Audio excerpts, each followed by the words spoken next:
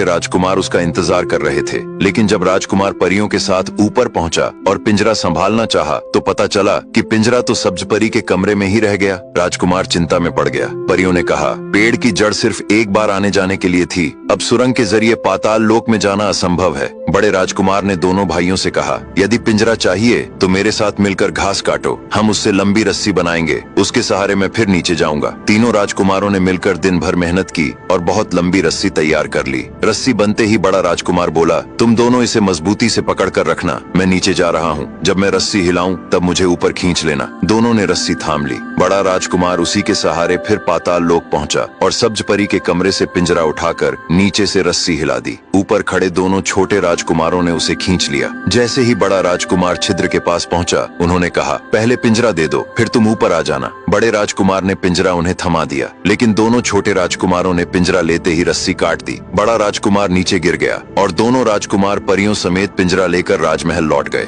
बेचारा बड़ा राजकुमार पाताल लोक में एक सरोवर के किनारे बैठा अपने भाग्य पर रो रहा था। उसकी सारी मेहनत व्यर्थ हो गई। पिंजरा हाथ से निकल गया और पृथ्वी पर लौटना लगभग असंभव था। तभी जल से एक जादुई मेंढक निकला और बोला, भाई तुम रो क्यों रहे हो? राजकुमार ने पूरी बात बता दी। मेंढक ने सांत्वना देते हुए कहा, चिंता मत करो, मैं अपने साथियों को बुलाता हूँ, हम सब मिलकर तुम्हें ऊपर पहुँचा देंगे। लाखों मेंढक एक दूसरे के ऊपर खड़े होकर ऊपर उठते गए। सबसे ऊपर वाले मेंढक ने राजकुमार को अपनी पीठ पर बैठाया और सबने मिलकर उसे पाताल लोक से पृथ्वी तक पहुंचा दिया। राजकुमार वहां से अपनी नाव खोलकर महल की ओर लौट चला। महल पहुंचकर पता चला कि दोनों छोटे राजकुमार स्वप्न घोर पिंजरा और दोनों परियों को लेकर पहले ही महल पहुंच चुके हैं। सुबह दरबार लगी।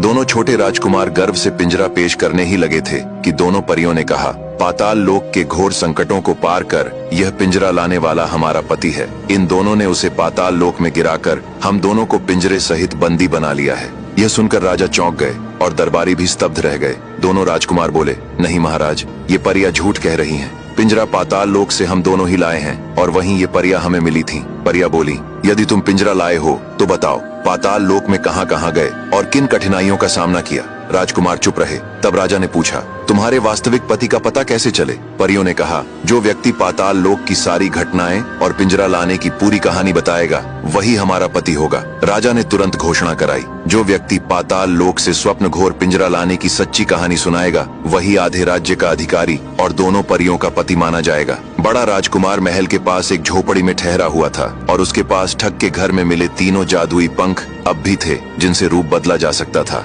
राजकुमार ने एक पंख सूंघकर बूढ़े का रूप ले लिया। अगले दिन वह बूढ़े के रूप में दरबार में